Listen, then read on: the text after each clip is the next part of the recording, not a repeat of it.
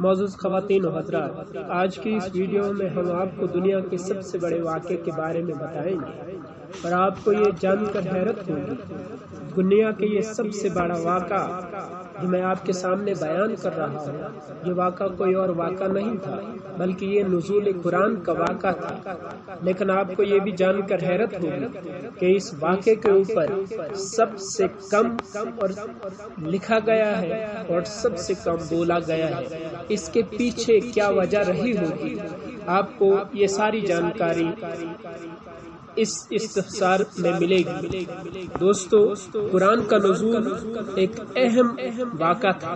قرآن سے پہلے کسی مذہبی کتاب نے عقل و فکر اور علم و تحقیق کو اتنا بلند مرتبہ نہ بخشا تھا، بلکہ عام طور پر سمجھا جاتا تھا کہ مذہب اور عقل دو متضاد چیزیں ہیں۔ قرآن کا رویہ حیرت انگیز تھا، وہ علم اور حکمت کا خزانہ ہی نہیں تھا بلکہ سائنسی علوم کا سرچشمہ بھی۔ قرآن نے عقل و خیر اور علم و تحقیق کی ایک فضا پیدا کر دی۔ جگہ جگہ علمی درسگاہیں بن گئی، یونیورسٹیاں وجود میں آئیں، نوجوانوں میں علم حاصل کرنے کا شوق پیدا ہوا، سائنسی تجربات کے لیے لیبارٹریاں بن گئی، جگہ جگہ کتب خانے بن گئے۔ علمی ترقی کے ساتھ ساتھ لوگوں میں مطالعے کا شوق پیدا ہوا، کتابیں اکٹھا کرنے کا فیشن بن گیا۔ ہر بڑے اور چھوٹے شہر میں کتب خانے بنا دیے گئے۔ صرف شہر بغداد میں 6000 کتب خانے تھے۔ خلفائے راشدین کی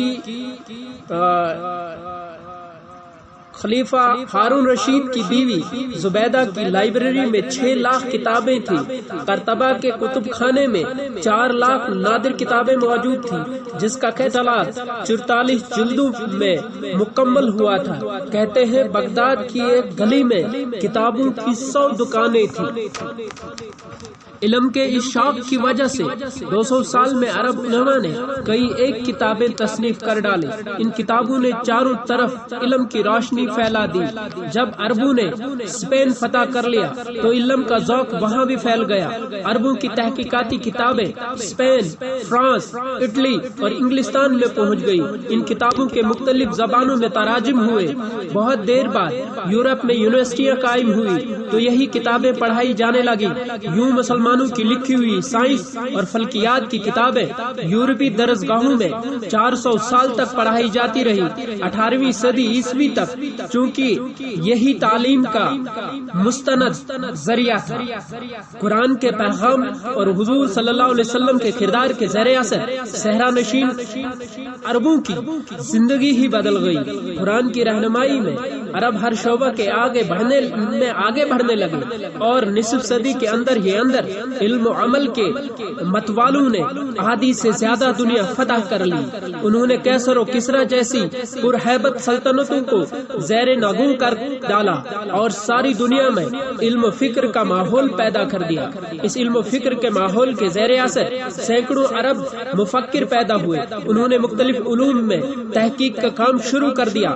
نتیجہ یہ ہوا کہ بہت سی ایجادات عمل میں آئیں، مثلاً تھرمامیٹر، استرلاب، پینڈولیم والی گھڑی، قطب نما۔ ظاہر ہے کہ جہاں ایجادات ہوں گی وہاں پروڈکشن بھی ہوگی، کارخانے وجود میں آئیں گے۔ ان دنوں بغداد میں دھڑا دھڑ کارخانے بنے، یعنی قرآن نے علم حاصل کرنے کا ذوق پیدا کیا، تحقیق کی جانب مائل کیا، سائنسی سپرٹ پیدا کی اور انڈسٹریل ریولوشن کی ابتدا کی۔ صاحبو، ایک بات کہوں، تلخ بات ہے، ناقابل قبول لیکن سچی ہے، وہ یہ کہ آپ میں ہم سب میں سے کسی نے قرآن کی عظمت کو نہیں سمجھا۔ ہم سمجھتے ہیں کہ قرآن ایک مذہبی کتاب ہے، اس لیے لائی کے ساتھ احترام ہے۔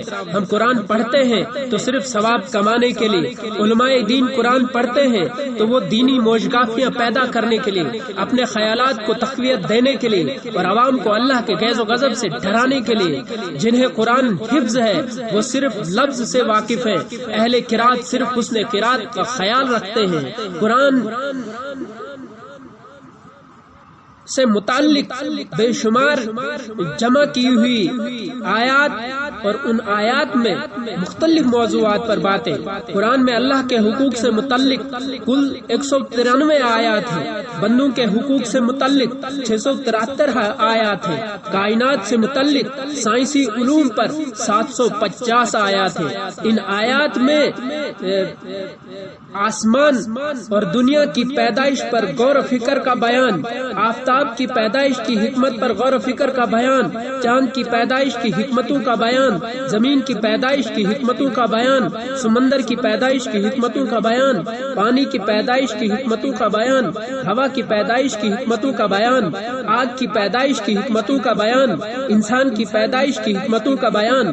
یہ تو کائناتی موضوعات ہیں جن پر قرآن ہمیں غور و فکر کرنے کی دعوت دیتا ہے. پوری بات نہیں بتاتا، اشارات دیتا ہے، راستہ سجاتا ہے، ہمیں تلاش پر مائل کرتا ہے. پنجابی شعر کے مزداق پلہ مار کر دیا بجھاتا ہے اور آنکھ کے اشارے سے بات کرتا ہے. یہ کوئی ڈھکی چھپی بات نہیں. قرآن تو برملا کہتا ہے کہ لوگوں ذرا دیکھو، غور سے دیکھو، سوچو، سمجھو، دیکھو تو ہم نے کیا کیا تخلیق کیا ہے. جان لو کہ یہ کائنات ہم نے اس لیے تخلیق کی ہے کہ تم اس سے تسخیر کر سکو. اسلام تو ان کا مذہب ہے جو مظاہر فطرت پر غور و خوض کے عادی ہیں. وہ تو غور و فکر سے بے بہرا لوگ ہیں جنہیں بات منوانے کے لیے معجزے کا سہارا لینا پڑتا ہے. ٹالسٹائی روس کا ایک مفکر تھا. سفر کے دوران اسے ایک پادری ملا. پادری اس کے پاس بیٹھا اور حسب معمول عیسائیت کی عظمت پر باتیں کرنے لگا. ٹالسٹائی اس کی باتیں سنتا رہا. آخر میں پادری نے کہا، عیسائیت واحد مذہب ہے جو ذات باری تعالیٰ کے ثبوت میں ایک معجزہ پیش کرتا ہے. ٹالسٹائی نے پوچھا، کون سا معجزہ؟ پادری بولا، یہ معجزہ کہ حضرت مسیح بغیر باپ کے پیدا ہوئے. ٹالسٹائی نے جواب دیا، محترم پادری صاحب، میں اس لیے خدا کے وجود کا قائل نہیں ہوا کہ مسیح بغیر باپ کے پیدا ہوئے تھے. میں تو پیدائش کے مسلسل معجزے پر حیرت زدہ ہوں کہ میاں بیوی کے ملاپ سے دو حقیر سے مادے آپس میں مل جاتے ہیں جو ایک بچے کی پیدائش کا باعث بن جاتے ہیں. کیا عام پیدائش ایک حیران کن معجزہ نہیں؟ ان کائناتی موضوعات کے علاوہ بھی قرآن میں زمینی علوم پر آیات ہیں.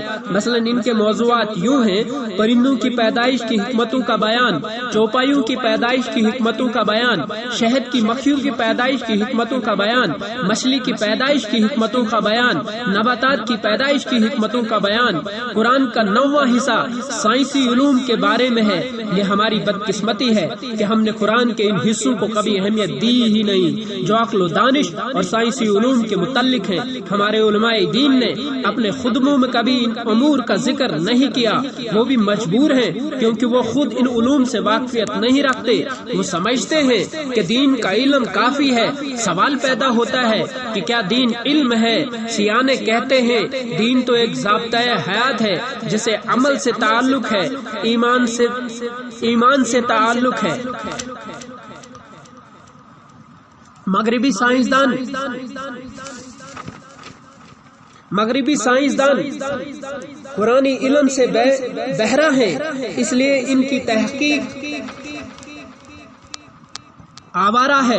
ویسے بھی قرآن کہتا ہے، لوگوں رموز فطرت پر غور کرو، انہیں سمجھو، لیکن خبردار ہمارے حوالے کے بغیر سمجھنے کی کوشش نہ کرنا. بھٹک جاؤ گے، راستہ نہیں ملے گا، کبھی پہنچ نہ پاؤ گے. مغربی سائنسدان محنت، خلوص اور ذوق کے باوجود آج تک کہیں پہنچ نہیں پائے، اس لیے کہ انہوں نے خالق کے حوالے کے بغیر سچائی کی تلاش کی ہے.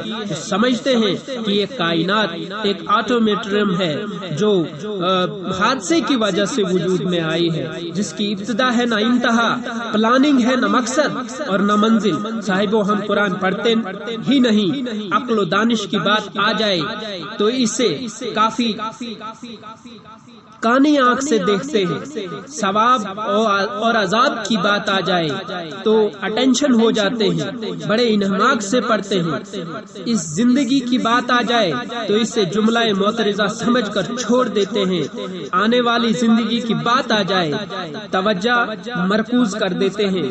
یہی وجہ ہے کہ آج تک قرآن مقدس کے نزول کے سب سے بڑے واقعے پر سب سے کم بولا گیا ہے اور سب سے زیادہ کم لکھا گیا ہے۔ اب یہ ہماری ذمہ داری ہے کہ ہم اس واقعے کو پوری دنیا میں عام کریں۔ انہی الفاظ کے ساتھ آپ سے ابھی اجازت چاہوں گا۔ اللہ حافظ۔